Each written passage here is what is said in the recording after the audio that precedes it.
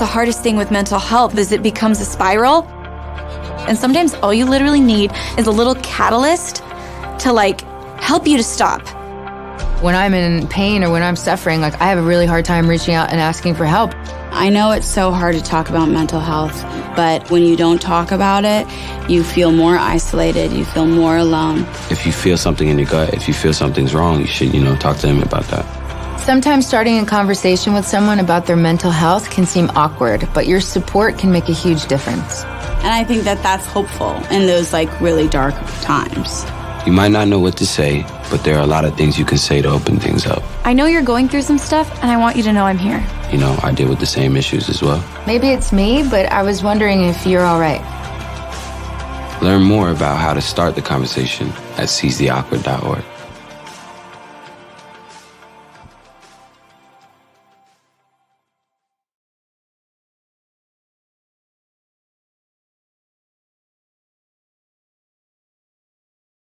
Author and founder of Recovered on Purpose and host of the Recovered on Purpose show.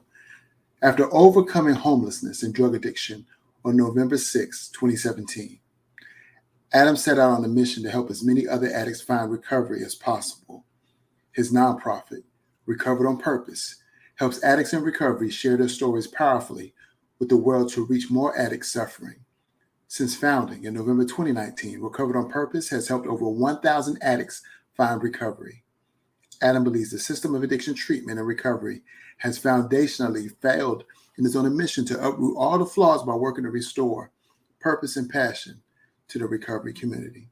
Today's guest, Adam Vibe Gunton. How are you doing, sir? Doing excellent. Thanks for having me. Indeed. The journey, I'm sure the seed was before November 6, 2017, but what led to you inspiring this great movement, which is actually a game changer, as I've been in the addiction field for over 20 years, and I agree with you. It is a failed system. Let's talk about it. Yeah, I think that this goes for people that are, recovering addicts. This goes for people that have overcome divorce, overcome trauma, overcome a mental illness that they've recovered from. What I've found is when you overcome something that was the ultimate battle of your life, that was the thing that you didn't think you'd be able to overcome, when you find the freedom from that thing that you didn't think you were going to find freedom for, your purpose now is to help others find the same freedom that you've found. And for years, I was trying to get clean. I was trying to find recovery, and I couldn't string together 30 days. I found myself homeless, addicted to IV drugs and unable to stop. 148 pounds at the time when I got clean and sober. Right now I'm 215. And when I found that freedom, I felt the shift within me. And knowing that it was possible when I thought it was impossible changed my whole perspective on life. And it made me set out on a mission to help as many people find recovery as possible.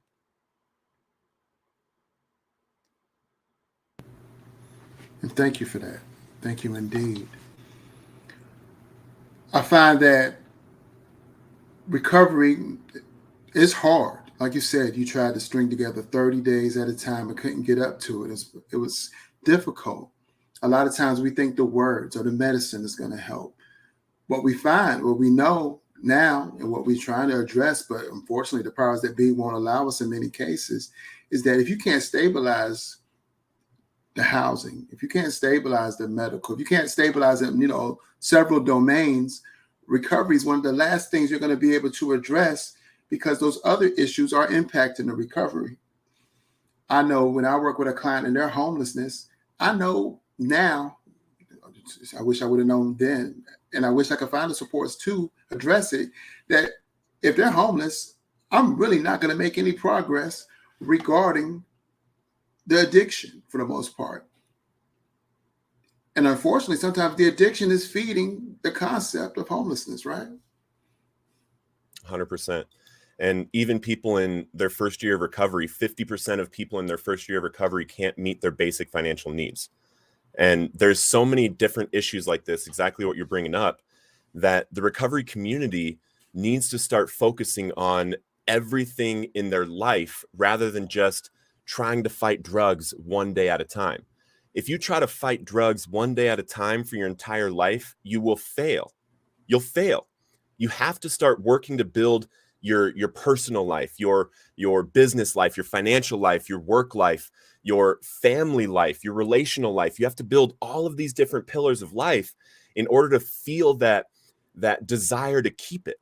And if you were to ask me, you know, when I was homeless and I was 86 from the homeless shelter and I didn't have a job, and, you know, all I had that comforted me at that time was drugs, was getting high.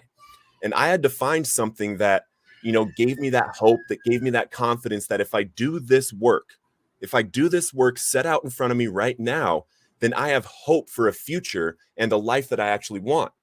And the beautiful thing is that when I got onto that hope, you know, I wasn't fighting drugs one day at a time, but I was fighting to win life. I was fighting for my life back. And when that happened, when my perspective changed from focusing on avoiding triggers and focusing on, you know, avoiding the things that are going to cause me to use drugs, and I started focusing on how do I build this life that I can see for myself being possible now. And I focused on that, the interim in my first, you know, 6 months, year of recovery, when I was going from, you know, a bus boy that still was living in a sober living house to, you know, somebody that was working as a salesperson at this, you know, what was it? A nationwide conference thing where I would sell booths at conferences. And then moving from that to, you know, going on as chief marketing officer of this company, each one of those things was a little bit of growth. And we have to stop the perspective on life that we gained in our addiction, where we get instant gratification. We have this dopamine reward system in our mind. And in our addiction, we completely damage that because we believe we can get these rewards right away by sticking a needle in our arm or snorting something up our nose or smoking something. And we have to stop thinking that the rewards are going to come right now. And the great thing about it in recovery is that the rewards are way greater. When you work for something, when you work hard for something, and you go day after day after day, and 6 months down the road, you look back at how far you've come, that is the biggest dopamine hit that you can possibly get in early recovery, recognizing how far you've come.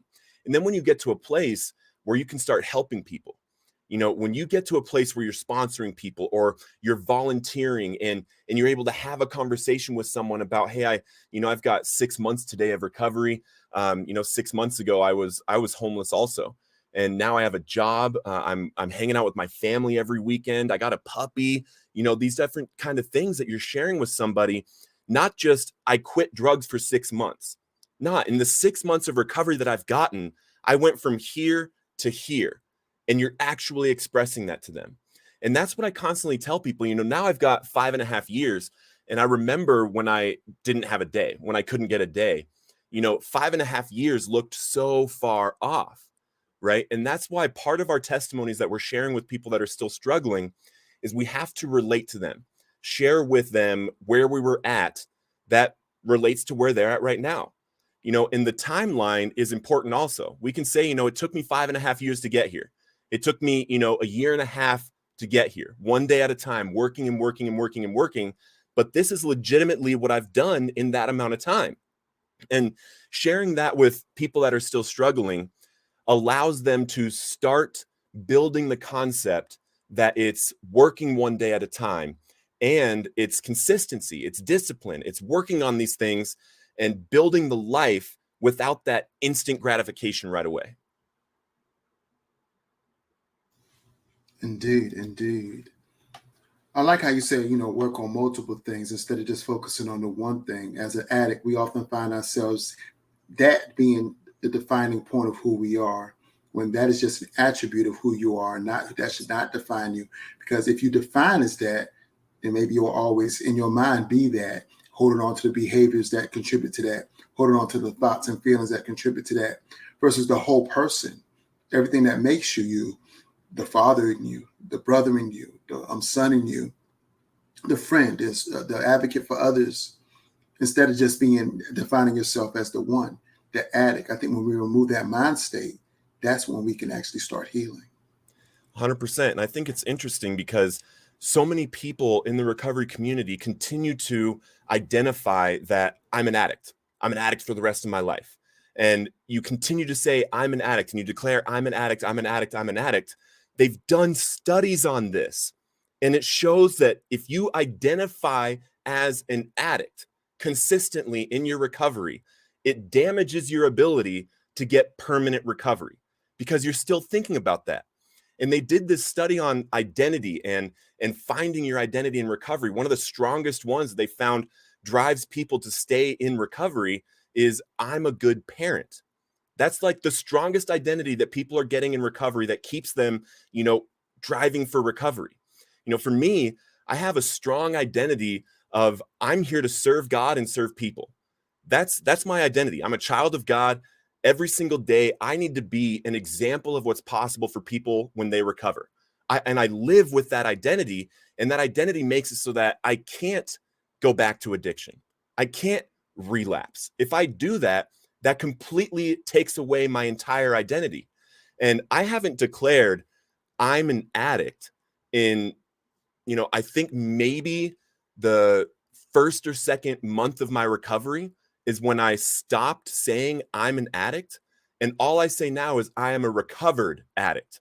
And people will try to fight you and say, once an addict, always an addict. You never fully recover. And that's crap. That's one of the things that is causing people to continue to relapse. We have to stop telling people that you don't recover from this thing. 5.5 years ago, I could not wake up without having the thought, I need dope right now. Every single day, all day was about drugs. I didn't have any other options. I didn't have the ability to follow my dreams, to follow my goals, because my mind was consistently going there because I was sick. And now I wake up with a completely different thought process. I'm addicted to thinking about helping people. I'm addicted to thinking about growing personally and finding my purpose and finding what God has for me today. And if that's not being recovered from addiction, I don't know what is. And I'm not saying that I'm cured of this disease. I'm saying I have recovered from the hopeless state of mind, body, and spirit that kept me sticking a needle in my arm against my will. I can't go back and smoke a little bit of crack. I can't go have a couple beers. I've got that solid. And the fact that I have that solid tells me that I have recovered. And people out there need to be working towards being recovered. If you're not yet, if you're still in recovery, do the work, recover, and get to work helping other people. That's where you find true fulfillment in your life. That's where you find true recovery. And that's where the gift of permanent recovery lies. Indeed, indeed. And that's a great point. How do we change? What do we do? How can we lay the seeds to help people understand, as a helper, as a person that's supposed to be helping people on their recovery journey, refraining from keeping them trapped? The things that we do often keep them in that circle of addiction unknowingly. What could I tell a fellow clinician or some of my supervisees in my practice would be, what would you consider best practice regarding recovery? 100%. The best practice is finding out who the addict is behind their addiction. Find out what their hobbies are. Find out what their desires are. Find out what they want with their future, how their relationships are. See who they're hanging out with. Ask them what they want with their life and help them get that. Too many people in the clinical space, and now the clinical space has infiltrated the 12-step fellowships, the messaging from clinical stuff that didn't work for centuries. The messaging of that infiltrated 12 steps, and now we talk about triggers, and we talk about the things that we need to stay away from. In the original text of recovery, the big book of Alcoholics Anonymous, it doesn't talk about anything with people, places, and things, except it says we no longer fight anything, not even alcohol. And this just happened. And we are able to go anywhere in the world as long as we have a definite purpose for going there. In my recovery, I've gone to tons of places where people are using drugs, drinking, partying, all kinds of stuff like that. And the beautiful thing is, I was the only one in recovery there. And the reason why I say that's beautiful for now is at 2 of those parties, just this year, or actually, I guess it was last year, But just last year, at 2 of those parties, 2 people or more ended up talking to me about their addiction or alcoholism and needing help. We're supposed to be the light in places. We're supposed to carry recovery with us. We're supposed to carry the power of God with us. Declaring that we are powerless is crap. That was never the message. It's we are powerless over drugs and alcohol. And then it's all about accessing power that is greater than us, power that is able to do all things, solve all of our problems. The disease was never about drugs and alcohol. The problem was when I didn't have drugs and alcohol, my mind was crazy. I couldn't stop thinking about it. I couldn't stop obsessing about it. And there is hope of permanent recovery from this thing. And the way that you do permanent recovery, you have a certain type of daily practice. You have to have a daily practice of serving other people. If you fall out of serving other people and you start to work on serving solely yourself, your recovery has a timestamp. You will either have to figure it out and change it and be hurt really bad and not go back to drugs and figure out getting back to serving people, or you're going to relapse. Point blank period. I've seen it time and time again. People that, recover and then they start chasing this business and they start chasing this or they work in addiction treatment and they don't do anything that's free on the side. They just, the number one profession that people in recovery get into and relapse is an addiction counselor. And the reason for that is that they start to do the work as work. And it's totally good to be an addiction counselor, 100%. Do that with your 40 hours a week or 45 hours a week that you're working. But you have to be spending time outside of work, doing the work 100% pro bono, helping other people, because that's what the solution is. And to help the people that you're sponsoring or to help the people that you're counseling or mentoring, find out who they are. And I'm pointing at my heart because you can find that in them. There's so much cloud in an addict's mind of their identity, who they are, who people say they are, who society says they are, and ultimately who they say they are themselves. Because for so long, they were doing so much damage to themselves. And now the point is pulling all that stuff out. There's some work to do with therapy and some trauma work and things like that, 100%. But that's to find the place where you actually are, what your real desires are, what you feel called to do, that voice in your heart that tells you, I'm supposed to be a speaker. I'm supposed to write a book. I'm supposed to, start Recovered on Purpose and start helping people in a massive way. And following that is the key to permanent recovery. We have to shift the focus from telling people they have to fight this thing every single day and avoid things in life that are never going to be 100% avoidable. Your triggers are going to show up in your life no matter what. You can't avoid all of them. For me, when I woke up, it was a trigger. Opening my eyes, that was a trigger to use. So how am I going to avoid that? I can't. So I just have so much focus on my purpose that it causes me to be pulled through life, and I don't have to even think about going back. I literally can't even remember the last time that I had thoughts about using. On day 26, the obsessive thoughts for me, where I was, needing it and thinking about how I'm going to use it and how long I'm going to make it this time clean, that left. That hasn't come back. And then for a while, I had some things like using dreams and things like that, and it would scare the crap out of me, and I'd wake up all scared. But I can't remember the last time I had a using dream, and I can't remember the last time I had a passing thought like, oh, some heroin sounds really nice right now. That stuff goes away, but it goes away with work and consistency. You, sir, have recovered on purpose. Tell us about recoveredonpurpose.org. So Recover on Purpose, our mission statement is to equip and empower addicts in recovery to share their stories with those suffering, to encourage and help addicts recover, and to share our stories in the school system to deter the future generations from going down the path of addiction. So the whole point of Recovered on Purpose is we are not supposed to be anonymous about our recovery. That was also never the meaning of the tradition that everybody cites. We're supposed to be anonymous about any 12-step fellowships we may or may not be involved with. Back in the day, they were going out and talking to people constantly about recovery. That's how they found new people that they could help. And now with the state of the internet, look, we're doing a podcast right now. We're doing a video podcast. Who knows who this is going to reach?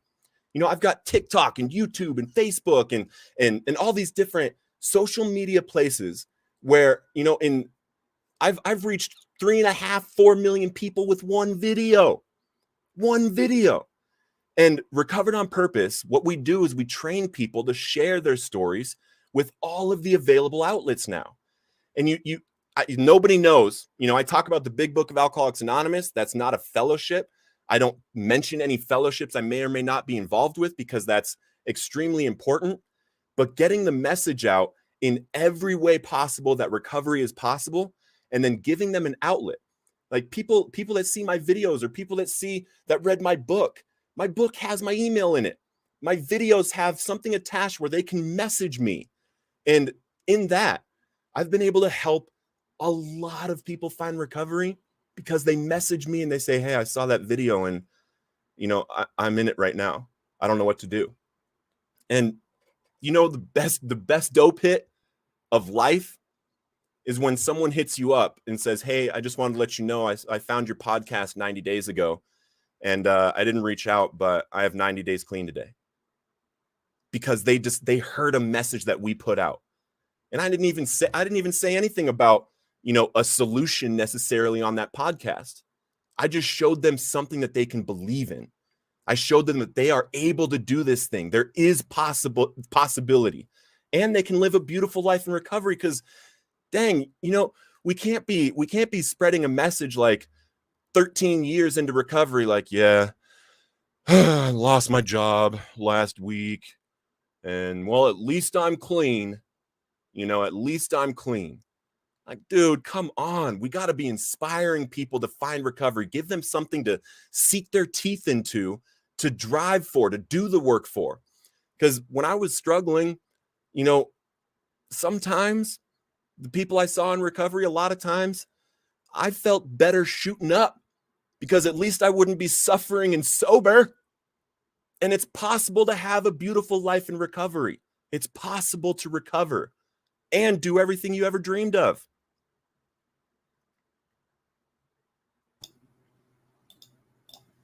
Indeed. Thank you.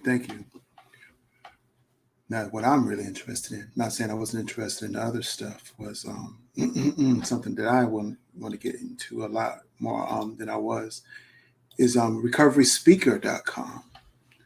Because I feel like you sharing your story, me being able to share my story, many people, not only in recovery, but just through this thing called life, recovering from this thing called life. If the pandemic didn't show us anything, it showed us that, right? Tell us about recoveryspeaker.com, if you don't mind. So how do I want to start this? I guess September 2019, I went out to this conference on a whim, and it was about bringing God into your business because I was making more money than I'd ever made before, was doing amazing. I was less than 2 years in recovery, and I felt empty, you know, and prayed to God, said, show me my purpose, go out to this conference. And he tells me the first night, like I hear it in my heart. He says, your new company's called Recovered on Purpose. And I look up, I was like, dang, that's good. And I pull out my phone and I buy the domain name right there, make sure it's good on the Secretary of State and get ready to go. And then a couple days later at that conference, someone comes up on stage and starts talking about publishing a book, about self-publishing a book. And I'm in the audience and I'm like rigorously taking notes because I've always wanted to write a book. And I'm like doing this. And then I hear that same voice say to me, if you publish your book for your 2 years clean and sober, you're going to inspire so many others to do the same. And I look up, I was like, my 2 years clean and sober, that's in 5 weeks. And I was like, all right, but I learned that voice is super important to follow. So I go home, I tell my business partners, my employees that, you know, I need a few weeks. I'm going to be working on something.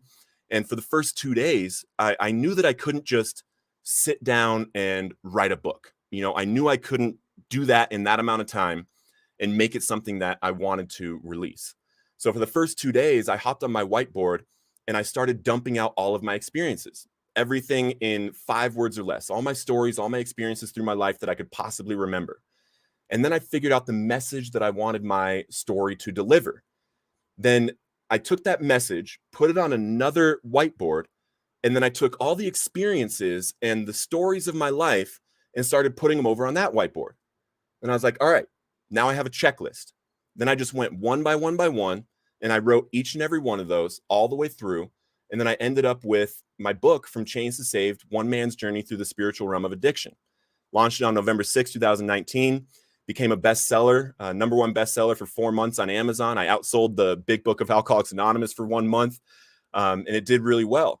What I didn't realize at the time was those first 2 days of planning my story on that whiteboard would become the foundation of Recovered on Purpose to help any addict in recovery or alcoholic in recovery share their story as a powerful message. And I started coaching and training other people in recovery how to write and publish books. We've published a whole bunch of other books, and you know, they've all done really well. And my first student that published her book, Brittany Priestley, published her book in April 2020 called Mommy Drunkest. And the DA that prosecuted her 4 times in her addiction bought a big box of her books. He now gives away to women that he is prosecuting that are in the same situation that she was in. So that's the power of a recovery story. Recovery Speaker is all of that encompassed, plus how to network, how to get your story out. So it's a digital course. It's a one of a kind digital course solely for addicts in recovery and alcoholics in recovery, how to put their message together powerfully within their story, and then how to tell it powerfully, tricks and tips to tell your story powerfully when you get on podcasts or live videos or in front of an audience. And then I teach you how to actually land these gigs, land podcasts, land live videos on social media or speaker meetings and fellowships, things like that. So the whole course is designed to take you from being in recovery to having a powerful message that you can tell at any time, any place. You'll be able to tell it in a minute or less. I call it the elevator story. You can do it in 5 minutes, 10 minutes, 15 minutes, 25 minutes, or a full 50 minutes.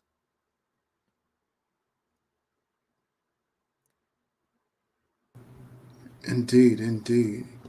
Wow. And then you got a good price point. I read about, how you keep the price low in order to help people get into recovery. And then somebody asks, why isn't it free for addicts? And you talked about how when you invest in yourself, you invest in your recovery. And I think that's very important, because I found often when you get things away for free, people don't appreciate it as much. And I think the price point is just right. It's very, very palatable. And you get so much. I was looking at, the instructional videos, the worksheets, and the live interview with you on the social media accounts. So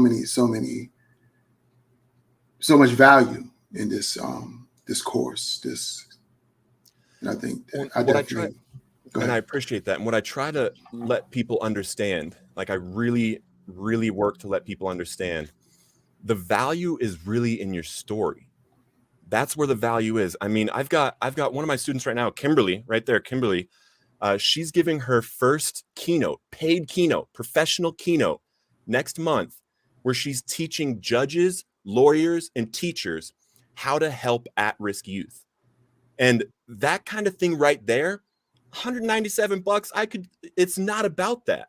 It's about when she does that, we have no idea how many people will legitimately be impacted, because there's a ripple effect. And now she knows how to land these gigs. She has a presentation she can give all over the world, over and over and over and over.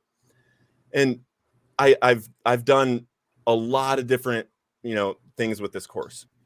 And I want to help people so bad on a massive scale. My heart aches every day to help people that are out there suffering, because there's 110,000 of us that don't get it.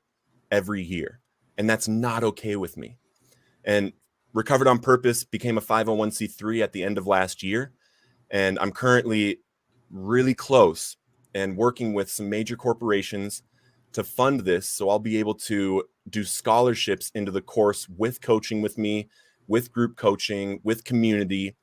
And, right now, the people that have been in the course and the people that, purchased the course are at the ground level of something that is going to be massive, massive. I've got a TEDx talk that's coming up in October, and it's going to go, I know it's going to go viral. And it's not because of me. Recovered on Purpose was never about me. From the foundation of this, I told my mentors, I never want Recovered on Purpose to be about me, because I want it to be something where when I die, people are still doing it and still helping people out there.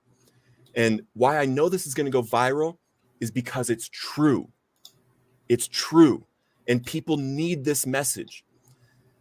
Centuries and centuries, the medical community was trying to help people like you and me, to no avail, until there was one movement of two people that suffer from this coming together that ballooned and has now helped millions and millions and millions of people.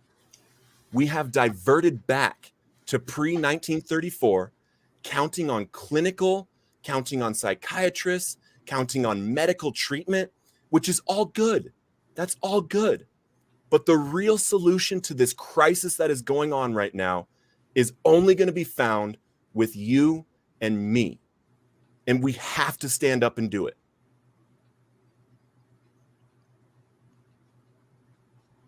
Indeed, indeed.